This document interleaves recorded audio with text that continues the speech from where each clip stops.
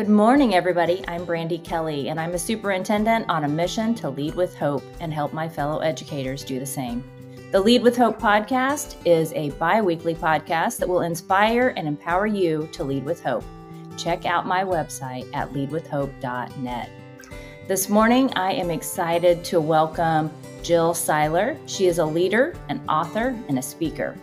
Jill has been serving as an educator for 25 years, beginning her career as a high school social studies teacher and a coach before she became a campus and district leader. Jill has a passion for impacting others and has been a frequent speaker to teacher and leaders alike. So Jill, I just finished your book and I loved every page of it. I'm excited to have you on this morning, and I'd like to start out with you sharing your story, telling us who you are and why you became an educator. Well, Brandy, it is great to be with you this morning, and thank you so much for your kind words about my book. I loved writing it, and it's been great to be able to share that message with lots of educators and everyone else out there alike. So I began my career, just like you said, about 25 years ago in public education, and to be honest, I wasn't even planning on going into education. I really was in this world of politics and all these things, and right before I went to grad school, I got an opportunity to teach and coach at a summer camp, teaching and coaching high school girls, and completely fell in love. And so while I started my trek still onto graduate school for some other areas of study, quickly transitioned into teaching and just absolutely fell in love with the profession. I've been a paraprofessional, a teacher, a coach, a campus leader, district leader, had the great opportunity to serve as superintendent for almost 10 years. And now I do this work at the state level, helping raise up other leaders around the state of Texas. So it's great to be with you this morning. That sounds wonderful. And I am so excited to delve into more about your book and also to learn more about who you are. My Lead with Hope philosophy is just a system of self-efficacy. And H stands for habits, O for optimistic outlook, P for passion, purpose, and perseverance, and E for excellence. So Jill, what resonates with you most and why? So, first of all, I love your construct and I love the notion of hope. And I think sometimes hope gets a bad rap. We hear a lot of people talk sometimes like hope is not a strategy. And I totally get that. But Mhm. I, first of all, think that hope is absolutely essential in leadership. Hope is essential in this life, in this work that we do, especially in the profession that we're in. But I also love how you wrap such tangible concepts around it, because it's not just something that we hope for on a whim. It is so full of important critical things from a leadership perspective. So I love how you outline that. So it's hard for me to pick one. And so can I pick two? Can we do that? Sure. All right. Absolutely.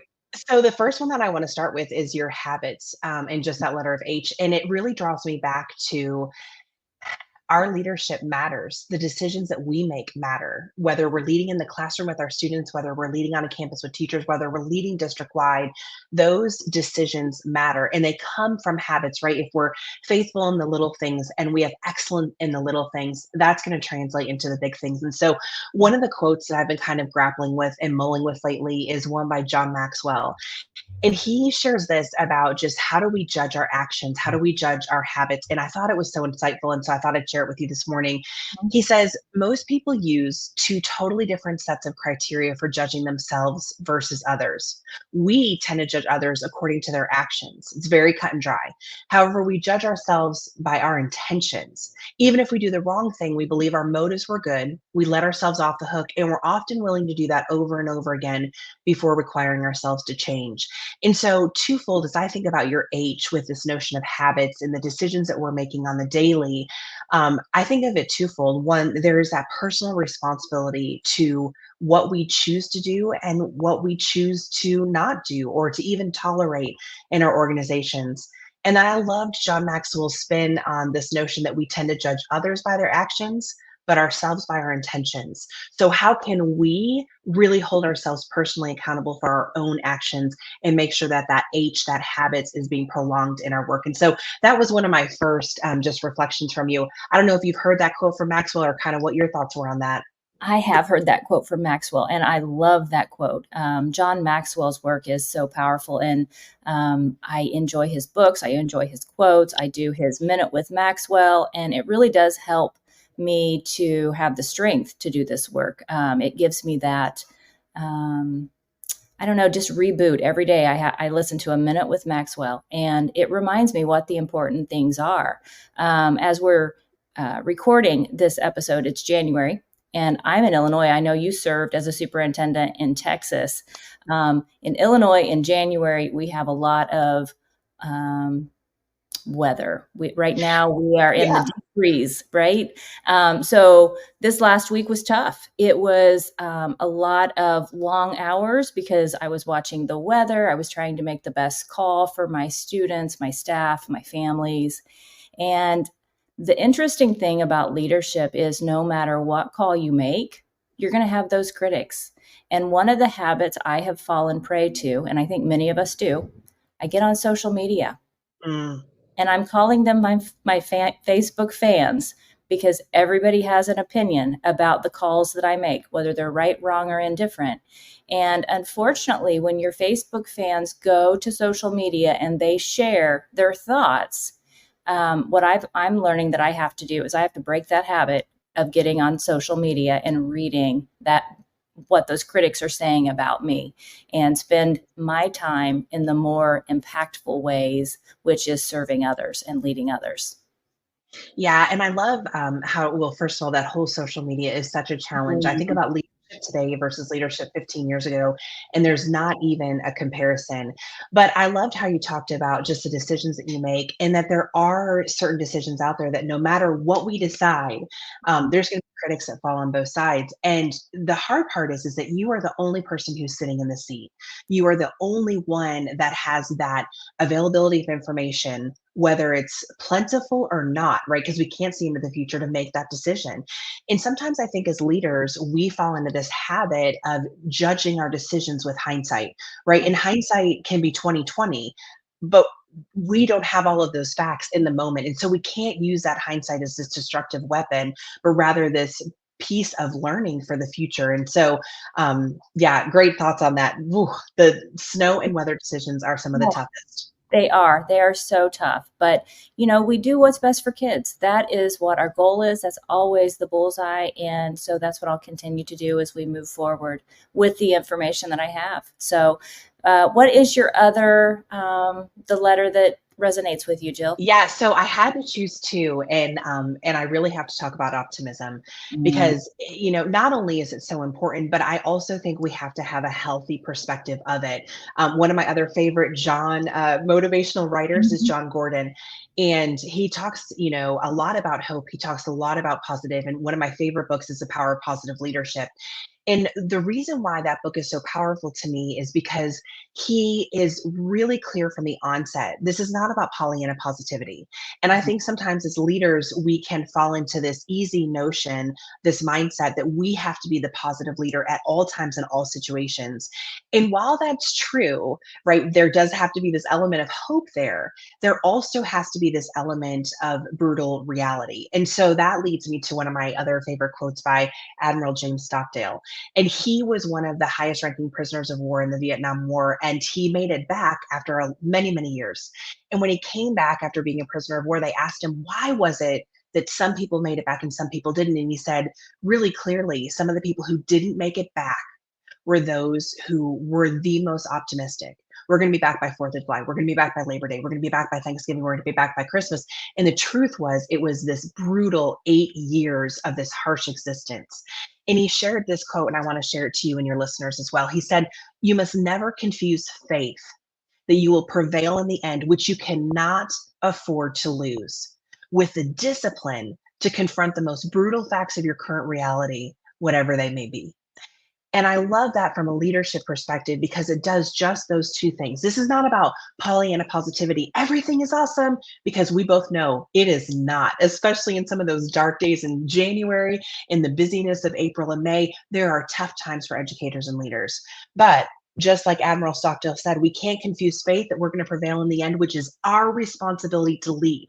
That's what leading with hope is, with this assurance and confidence that no matter how difficult this is, we are going to get to the other side.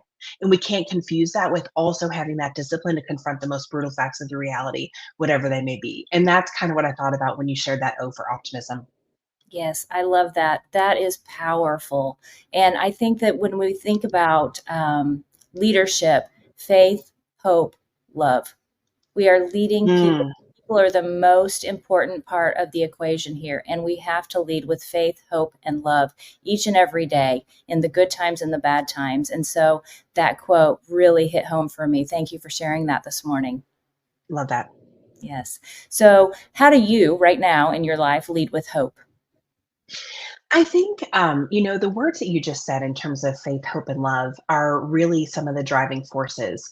This work that we have in front of us is tough. Right now, I'm supporting leaders. And to be honest, I'm seeing so many leaders step out of their roles after having lived a legacy of leadership or just making a change to do something else. We see that with educators too. And so, how do we share this hope with the people that we're working with to continue on to do the work that they're doing? And with that, I think that part of it is what we've talked about, right? That we have to make good decisions and recognize that our leadership matters. Part of it is that we have to have, just that brutal reality to understand what it is that we're facing, to give it the time that it needs, whether that's to, we have a really difficult issue and we're just going to take a few minutes just to be really upset about it, to really grieve the situation that's facing us. And then after we've given it a few minutes, okay, now let's pull together some people and figure out how we're going to move forward, just kind of one step at a time. So I think it's keeping those things in balance. What is our main purpose, which I know is one of your P's in your framework? What's our main purpose, and how do we make sure that we're continuing to move forward, not only the people that we're leading, but ourselves too. And we do that when we come back to the things that are the most important to us, that hope, that faith, that love that you talked about. Mhm. Absolutely. And with P, you talked about it at the beginning when you were sharing your story, um, your purpose, your calling. That's why you're in education. And we don't Mhm. always see that at the onset. It takes a little time. And I do believe that God reveals that to us in the right time. And many educators go into the field because they do feel it's a calling for them, for their life, Mhm. and they're fulfilling their purpose. So when you think about your purpose and your passion, I know writing this book has been part of that. And you've shared your story in the book. You've shared so many tidbits of experience and some insightful stories and the lessons that you've learned through leadership. But tell us, and I'm going to ask a hard question, I think, but we're both females, right? And Mhm. in the superintendency, we are still in the minority, even though in education, women make up the majority of the field.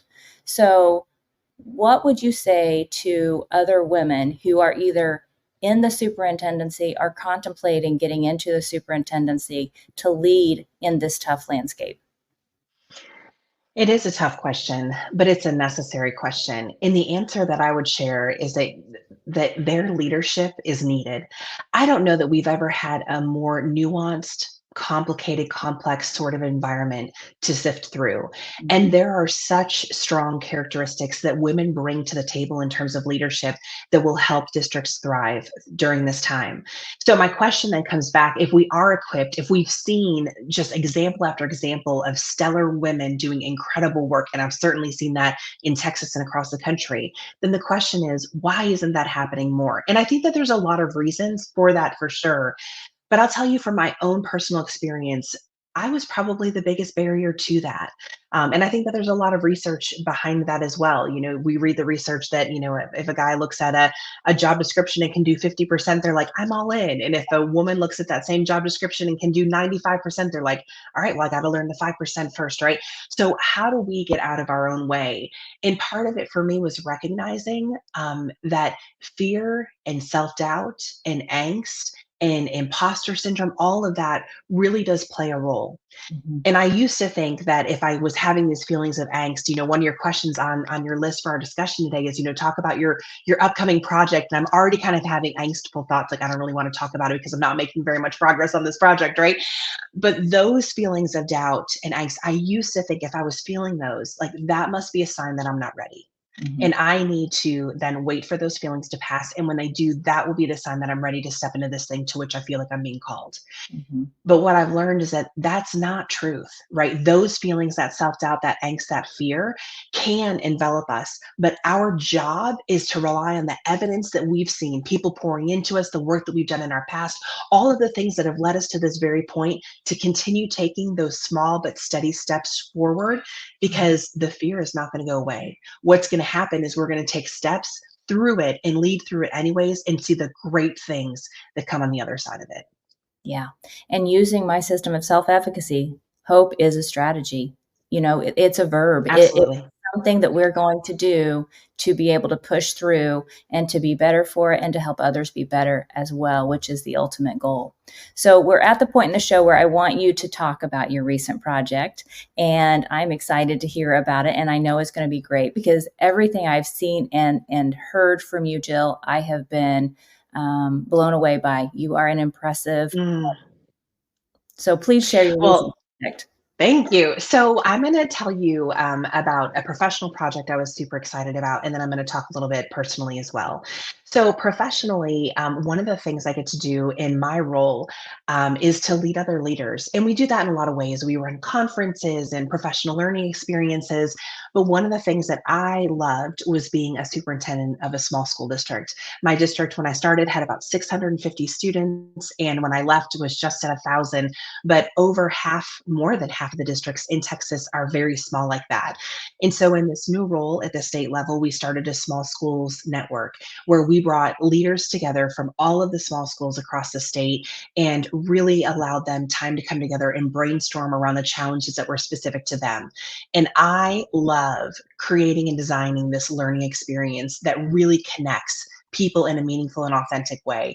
And so we did campus visits, we shared best practices, we did all sorts of things, but mainly brought people together to learn and to connect with one another and to be encouraged and to be given hope by seeing these incredible things that these small school district leaders were doing at their schools. And so that's my professional point of pride in terms of just the most recent project I've been involved in. And then the one that I shared that had a little bit of angst to it would be that it is time. Like, it's time for me to start writing again. And, it's interesting. Book number one was so easy. Although it was a ton of work, it was so easy to bring to life. And here I am in this place of knowing, okay, it's been a couple of years. Like, it is time. You have new things to share. And the amount of fear and reservation and hesitation that I have around it is immense. And the irony of it is that I want to write this book around that very thing. How do Yeah. you overcome those feelings to step into this life to which you've been called? And so that's Mhm. my current project. And any people who have written and have tackled that second book might know kind of the feelings around that too. Yeah, that's exciting. And like I said before, I just finished your first book. So yeah, I agree. It's time for you to write that second book and get it out there. Okay, I'll get right on there. All right, Jill, as we wrap up today, can you tell our listeners, how can they connect with you if they want to hear more from you? Yeah, so my website is jillmsiler.com, and I'm on all the social media platforms at the same handle, Jill M. Siler, and I would love to connect with your listeners. That's awesome. Thank you so much for coming on today. It has been a blast talking with you, and I look forward to following you and seeing what you are going to bring to us in the future. Great. Thanks so much, Brandy. Thank you.